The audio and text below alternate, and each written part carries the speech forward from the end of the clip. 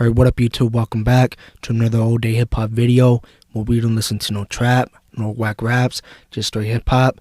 And today we're going to be reacting to Young Buck. The song is called Say Now.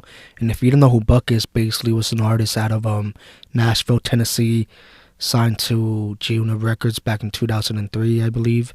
And if you remember that fucking era of G-Unit, that was fucking insane. You know, there was nothing like that group right there. It was just fucking crazy. It was out of this world. They were releasing mixtape after mixtape. They were a huge fucking thing in the game. It's a big hit. I'm not sure if you guys remember that. If you guys do, feel free to comment down below and just comment about what was your favorite mixtape or album from them, or what you remember from G-Unit during that era. And yeah, it was just the craziest thing. But yeah, let's get started.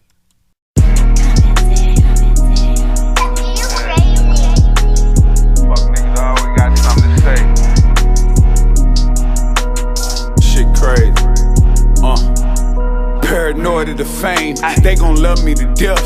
They took Nipsey out the game, it ain't too many of us left. And I blame all you oh shit, right here, let me pause it right there. Basically he just said, you know, after Nipsey's gone, there's not real motherfuckers out there left besides him and a few people. So he's sending shots in the songs, you know, he's sending shots. I'm not sure if it's aimed at 50 or someone else, but he's sending shots.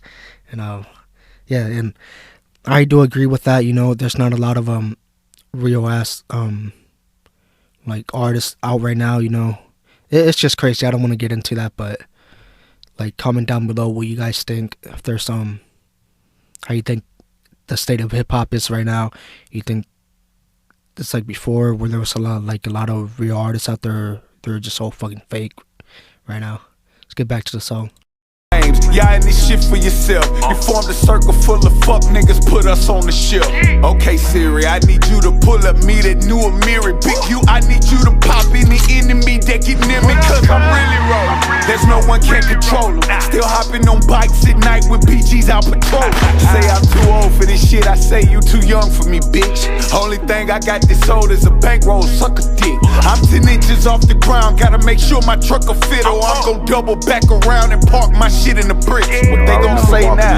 In that award show, and like I tell you from the beginning of this interview, you know, me and Suge always had a solid bond, a solid respect for each other. And even though my career ended up blossoming through G-Unit, which made me affiliated, of course, with Dr. Dre and him as well, I knew he had these personal issues or issues that he had with Dre.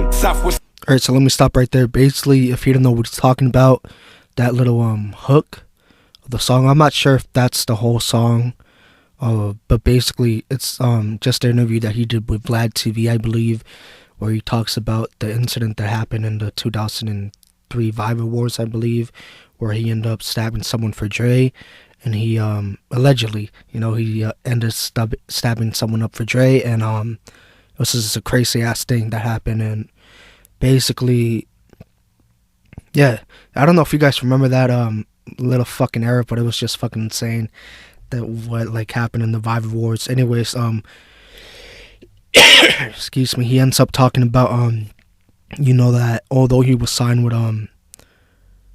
G-Unit and was part of Aftermath, I believe. Well, not so much part of Aftermath, he was just associated with them and Shady Records and all that. And you know, they especially because of Dre, you know, they had their little beefs with Suge Knight and a bunch of people, and it was just crazy. Like I'm not sure if you guys seen that interview with Eminem's old bodyguard, Nas, I think that's his name. Basically, you know, he wrote a book and he went on interviews talking about the time when he was M's bodyguard and all the crazy ass shit that happened.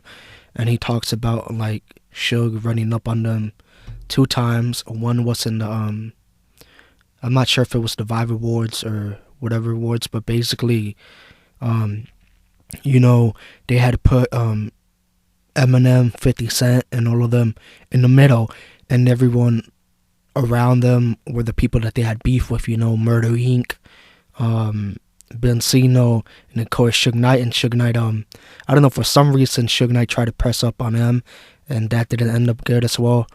And it was just crazy. And hold on, oh, excuse me. And fuck yeah. So and another incident that happened was when I think they were in Hawaii or some shit like that, or they were landing in a, what do you call this, in an airport, and basically, you know, they saw Suge outside of the plane, and fuck, everybody just had a bulletproof vest on, and it was just a crazy ass thing, you know. And again, I'll post the resources that I found or watched the videos at in the description below. But it was just crazy, you know. The bodyguard just talks about all this crazy ass shit that happened on tour or while being with M and you know, G-Unit, and it was just a crazy ass experience for him. And yeah, it was just crazy, you know.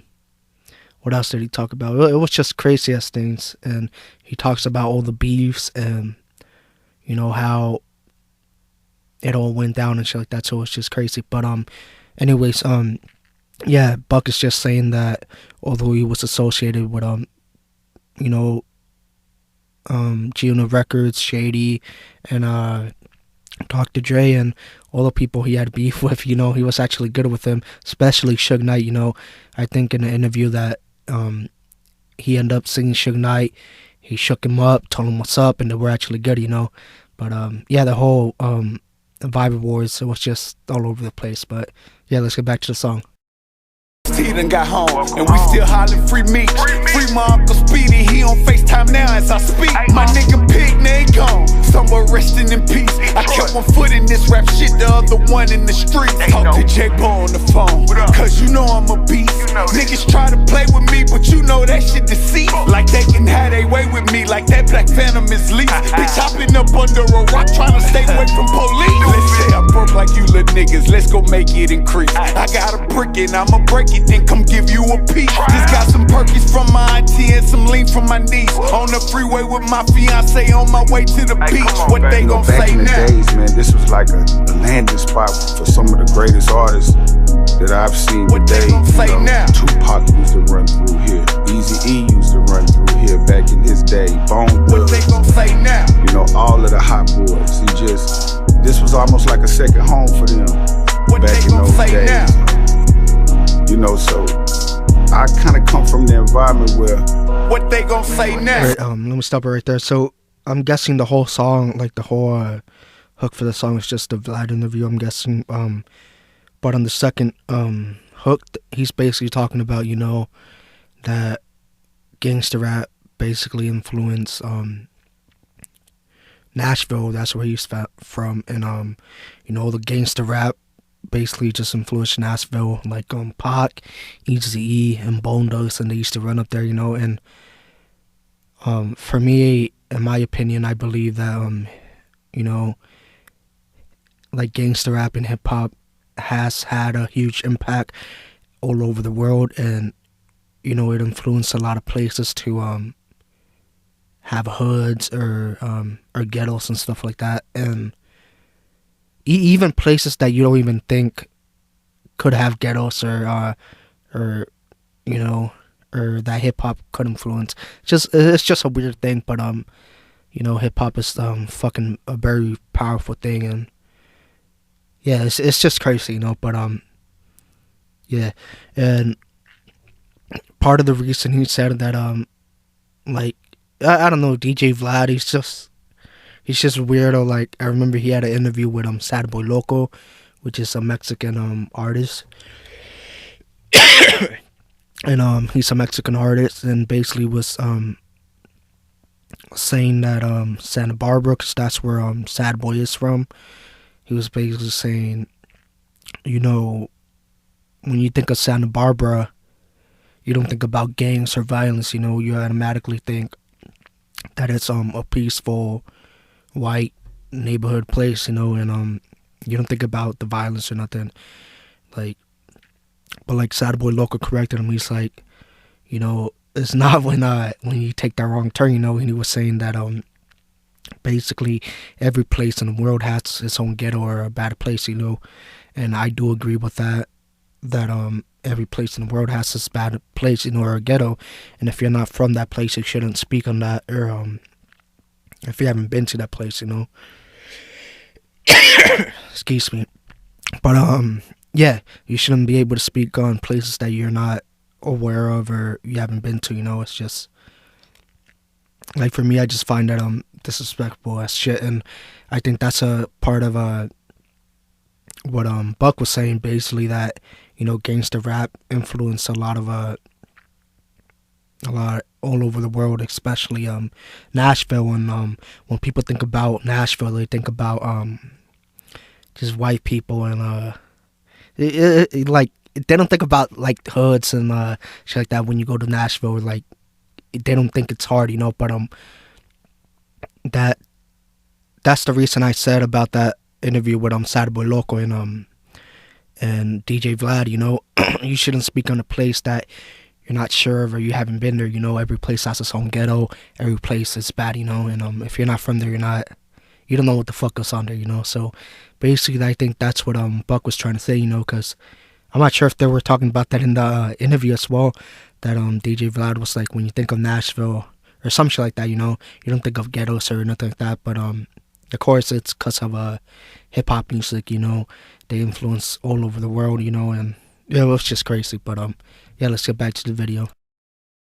Some shit like he can die like any day now. Or since they growed up with me, that mean they don't have to pay now. Okay, so now I'm wrong. I made your favorite rapper lay down for trying to play me, pussy bitch. Now play now. Never did expect some of you fuck niggas to stay round. I fed your babies and your mamas, y'all just stay away now. No DJ dramas, no who kids, no Dr. Dre now. I just been fucking with who fucking with me.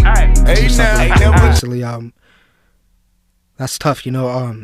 I just stole a fucking line from Shaq, but I didn't mean to do that, but that's just tough, that's fucked up right there. He basically said there's no DJ Drama, no DJ Who Kid, no Dr. Dre. I'm just fucking with whoever fucks with me now, and basically that's just mind blowing, all the shit that he did for G-Unit, and of course, the thing that he did with Dre, he basically saved his life in Vibe Awards, and you can see that in the interview where he was getting beat up or something like that, or he had like 2 or 3 dudes up against him, and Buck was the one that actually, allegedly, was the one that basically saved Dre or some shit like that. But that's just crazy to me, because you could do a whole bunch for a person and they just end up turning their back on you, and that's just fucking mind blowing, and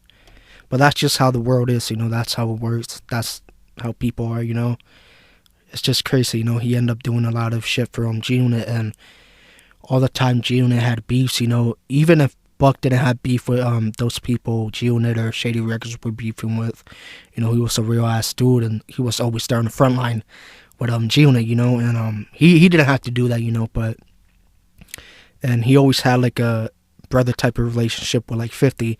It wasn't just like it wasn't just like any other artist, you know what I mean?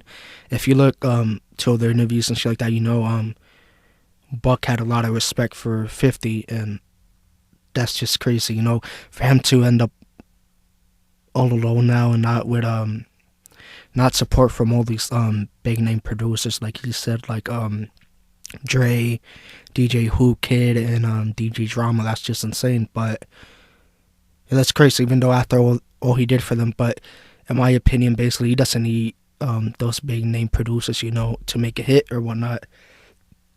Excuse me. I believe Buck can make it on his own. He's a good artist. For me personally, out of G-Unit, my favorite ones were Lloyd Banks and Young Buck, And I'm not sure who you guys' favorite were out of G-Unit Records. You can comment down below which one was your favorite artist. But yeah, for me personally, it was Buck and Lloyd Banks. And it's just crazy, how things work. But I do believe he can make it on his own. He doesn't need like 50. He doesn't need no one else. He just needs to stay consistent, putting out all this music and build up an audience. It's not going to be similar. It's not going to be a similar audience like he had back in G-Unit Records, where it was just crazy. But he can basically, it's just starting from scratch now, and that's just very hard. But I believe he can do it. You know, he's a good artist. He's one of my favorites, to be honest. And he doesn't need all those big artists, you know, or big producers. That's just my opinion. But yeah, let's get back to the song. Let these bitches break no bridges, that's your bae now. Now on that relationship shit, I fuck with the yay now. Until they open up, live on a Sunday, I just play round and keep on pulling up at Club Sensation in my town. I wonder what they'll say now. But from that moment of me being shot, I made a decision. I wonder what they'll say now. Myself and within life, it changed my whole entire life. I wonder what they'll say now. Making my rap career happen. You know, I wonder what they'll say now. God bless the dead, in a sense. You know, God bless the guy who shot me. He's no longer living.